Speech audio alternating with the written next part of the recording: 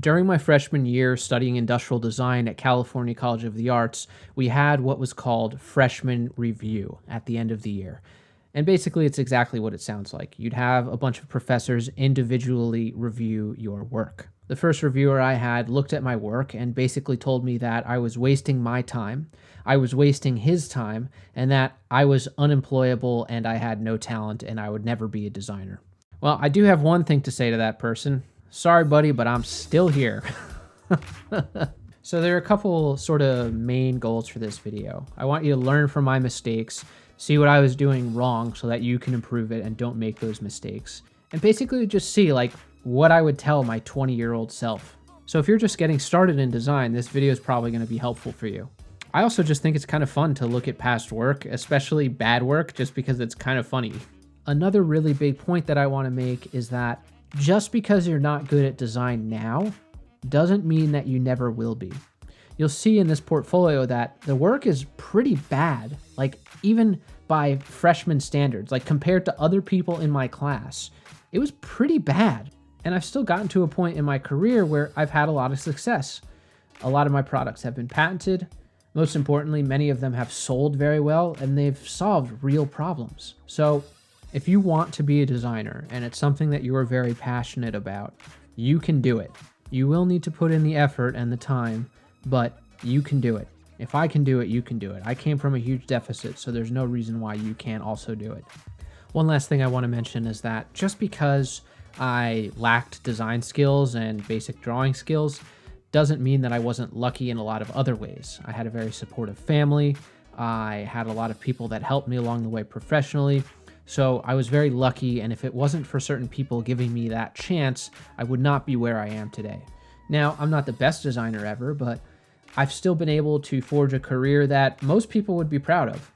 So getting started, I think it's important to show some really early sketches because it shows you what a deficit I was working from here. My sketches were really terrible. I didn't really understand form or proportion or anything like that.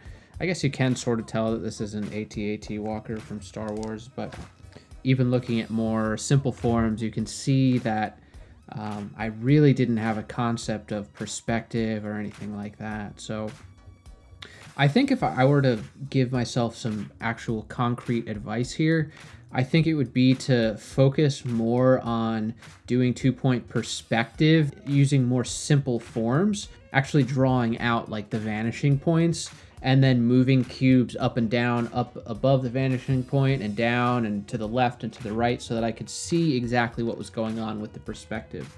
That's the advice that I would have given myself. You can see after a couple weeks, this is 2 weeks later, the work definitely has improved, but it's still not good. It's very scratchy, the hatching is really sloppy, there's not a lot of confidence in the lines, etc., etc.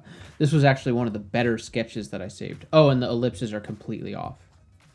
Then if we look at these, once again, there are perspective issues. So this was just a couple of days after the one from January 29th, 2008, and we can see here that there are still issues with the perspective, and I think that comes from not really understanding how 2-point perspective works. So I think I should definitely have spent more time on that.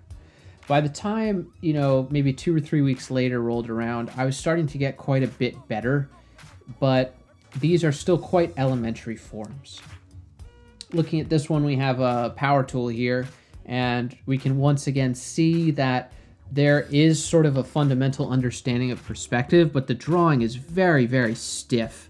And I'm still essentially just cutting out shapes from rectilinear forms. I'm not really doing anything beyond that. And there are issues with the line weight. It's very stiff. You can actually see little dots here. And those little dots represent where I sort of stopped my pen. So you can see that I'm going really, really slow over these lines. And that's what's making the drawings feel so stiff. Once again, this is a pencil sketch. Not very good. Just really not very good. So more specifically, there's not enough contrast between but in the way that I'm shading things, and the shading is very sloppy. And then looking at this midterm, we were basically tasked with coming up with these 8 pages, and they're actually drawn pretty well, sort of, but it's hard to get a sense of what is happening with this shape. And I think that the design is actually kind of interesting. I don't fully understand. So it's actually it's a Sureform. So it's basically this thing that you use to, sand down things like wood or foam or whatever else. So it was actually a shop tool that I designed. It's sort of shaped like a flip out cell phone, which is kind of interesting. And the form factor is very cell phone-like as well. I mean, the design itself is pretty whatever, but I think the main thing is that it's not clear what it does or how it works. Once again, not terrible, but really quite stiff, not very good work. So moving on from the sketches, we can see that I'm coming from quite a deficit here. I was probably near the bottom of my class in terms of just the general ability to sketch, which is kind of funny because now I'm actually pretty good at drawing. In fact, I teach this class now. If we look at this, this was my final, and this is much better. There's a good integration of colored marker. I think that there could afford to be much more contrast on some of the gray markers, and I think that the details of it are severely lacking. Once again, the sketches look very stiff. So this is kind of a ridiculous premise, but essentially what this is it's the Road Wanderer knife, and it's a knife. It's a shank that basically fits inside the handlebar of a Harley Davidson. I don't know if this was like some kind of weird joke that I had. It's very possible that it was. Despite what is indicated on these sorts of videos, I tend to joke around a lot. So maybe it's a joke, but it's not super clear how it works. I think it slides on the inside of the handlebar. So at least, it doesn't come out while you're on the road and like the handlebar comes off or something. But the button that sort of releases it, the functionality is not super clear. It's not super clear how that mechanism works. And the chrome is actually reasonably well rendered for ID1 for, freshman year industrial design. But aside from that, it's not the best. If we go to ID2, so this is like sort of a turning point for me, because at this point I'm like, okay, well, my work is not very good. If I want to make a career out of this, something needs to change. This is better. It's still not good, but you can sort of see certain sensitivity to proportion and form. There's sort of a consideration around how this product will work. It's still not great design by any stretch. It's still not very good, but it's better. So we've kind of looked at some projects here, but I basically said I was going to show you a portfolio, so that is exactly what I will do right now. This was the first portfolio I did, and apparently the name of this project was Spot. I actually got made fun of a lot for this slide from my buddy Ryan Francis. He'd always point out the fact that, the insight kids are messy isn't really an insight. Like, everybody kind of knows that, and that they don't like to clean up is also really obvious. So any time I would see him for years after this project was over, we were in school together, he would always say kids are messy and make fun of me. It was it was pretty ridiculous. The premise is that it's a fun, safe way to motivate kids to clean. Rendering quality, quite poor, very poor rendering quality, and the character itself is a bit odd for sure. It's kind of amazing how far rendering has come in the past few years. But if you look at the competitive audit, I have a quick competitive audit here. There isn't really much in the way of competition. Now, one thing that's interesting about this is that I think it's kind of built on a false premise. Like, the issue that I'm showing, at least in this image, is that, kids are messy and they don't clean up their toys. But what I'm designing is essentially a vacuum tool. Like, it's a toy vacuum, essentially. So I don't know if that slide makes sense, and I think I could have probably done a bit more research on that area. I think the form exploration is interesting, although it's definitely a little bit on the masculine side. I'm really into this whole exploration around very chamfered angular forms, and I remember my teachers really pushed me to sort of explore things outside of that. I think that the sketch that's right here, the main one, the one that's in yellow of the actual final design, is pretty good. And the characters are interesting, although just a bit odd. It just shows a general lack of sensitivity around form. And then if we look at the features, it shows how it works. Nobody's ever going to read this. Also, it's hyper simplified to the point where I don't know how helpful it would be. And I feel like the images themselves are just really not very nice. They're just not very good. I should have probably just taken a picture in a nice kitchen and just done it the right way. This exploded view is completely useless. It doesn't really... What it actually shows is that I didn't really know how things were put together. That's really what it shows. So I probably would have just taken it out. The controller is fine. I think it fits. It would have been nice to see some ergonomic studies around it. Next thing is the Nikon Wave. So all digital SLRs look the same. Well, there's probably a reason for that I should have explored as a student. A lot of these projects sort of start on what seems like a shaky or false premise or a poorly defined problem. I don't know how much of a problem it is that digital SLRs look the same. Like, why is that a bad thing? There might be a reason for that. And maybe there isn't. You know, it used to be dictated by the shape of the film and the way that it went through the camera. And I believe that what we were trying to explore as a class was that because we weren't sort of limited by the shape of film anymore, we could refine the design to be more distinctive. And that seems to make sense because this class was all about form, color, and graphics. So it was all about finding form. So I think that makes sense. But it's poorly articulated here. This is actually a very attractive angle of this image, and it's a very well-made model. I think that there's some really interesting details happening with this design, especially around where you would hold it with your right hand. However, there are definitely some parts of it that feel like an afterthought. So more specifically, the model is a little bit dirty. There's like a little smudge on the top of the lens here. The shutter button here is sort of tacked on at the top here, and it feels like an afterthought. It hasn't really been integrated into the form at all. And I think that it's good, but as we look at other angles, we'll see that it's maybe not the best. It could be improved. So I got the 3/4 view pretty good, but as a lot of you know, with industrial design, one thing that's really important is making your product look good from all angles. So moving down, we have the users. This was for people that looks and feels more durable. I think that there could have been more emphasis on the images themselves and making that caption more punchy, basically. What I mean by more punchy is just bigger, because nobody's going to read that stuff. This is a very strange layout. It looks incomplete, honestly. The sketches themselves are decent. The sketches are okay. Looking at the finishing touches, so like from the back, this camera does not look good at all. It looks reasonably good in the hand. From the side view, it kind of comes flat here, which is a bit odd. I don't fully understand what this little cut is here for. It's just sort of like this bone line, but it doesn't really relate to anything else. I think that, you know, the screws are a nice touch, but it needs parting lines. I should have photoshopped in parting lines. And it's all of these small things that really make the difference in terms of making your design look legit. So this was the CF1, which stands for Cuttlefish. I started with a problem, which is cool. It's not super clear how any of these parts like come together or fit together. It's not, these lines here are very pointed, which to me is quite odd. There's no differentiation between, these are supposed to be buttons, but there's no differentiation between them. I could easily see a diver being confused by them.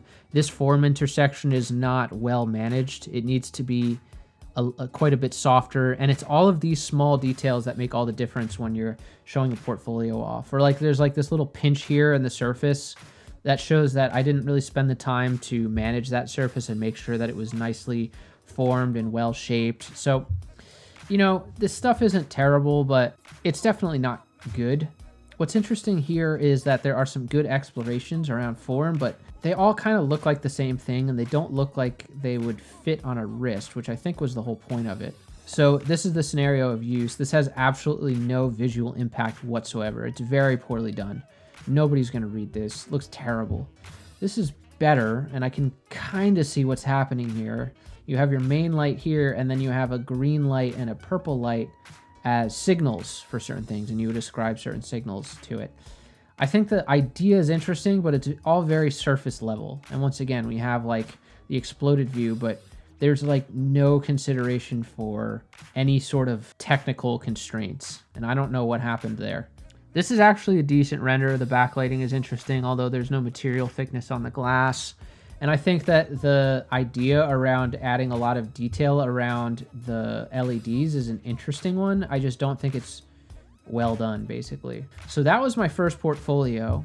Oh, then there are these Photoshop renderings, which are actually, there's some interesting design work here, but it would have been nice to see this integrated into the actual design work. So that was actually my first portfolio. That was 2010. I did end up getting an internship from it, but the work really just wasn't amazing by any stretch. Once we get to second semester junior year, that's when things start ratcheting up. So like I said, I kind of started from a big deficit. I was one of the weaker students in the class. I sort of made it to the middle of the pack by the time sophomore year rolled around, and now we're getting into junior year, and I was trying to get better faster, basically. So what I designed was essentially a communication device. It's a walkie-talkie, and you can send and receive verbal messages while conducting a rescue, and this is the issue. Normally you'd use hand signals to communicate, but it's very chaotic and difficult to see what the heck anybody is saying, and these are the existing tools, but they're just not ideal for all of the reasons listed here. The sketches are getting better. Things feel a little bit blocky here, which is kind of odd, but they're definitely getting a lot better. There's some interesting explorations here, and there's some good work around some of the actual models that I made. I did some really good explorations around textures and patterns.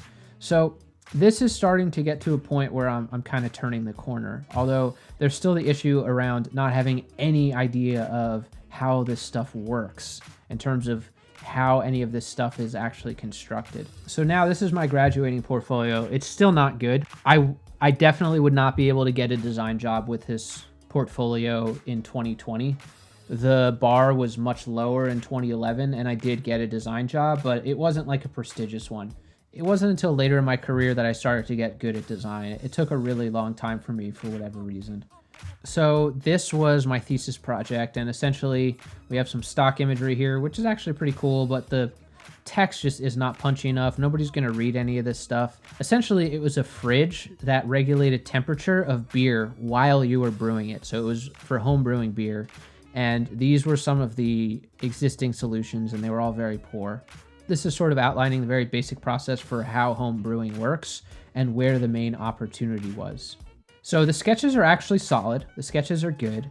There's some good sketch renders in here, and there's some good concepts. So the work is actually good, but it's not great. I would say it's like B work. It's not A work. I did actually get an A for this project, so I guess my professors disagreed, but I think maybe, you know, looking at this now and just knowing how much better it could have been, I give it a B.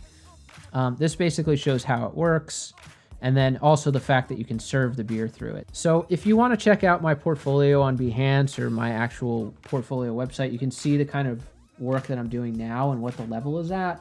It's very, very different because, you know, it's been 10 years since I graduated.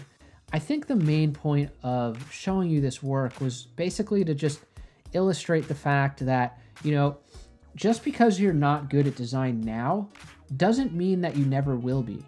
There's always time to improve. I mean, I didn't really get good at design until well after I graduated, and I'm still getting better, and I'm still learning now even.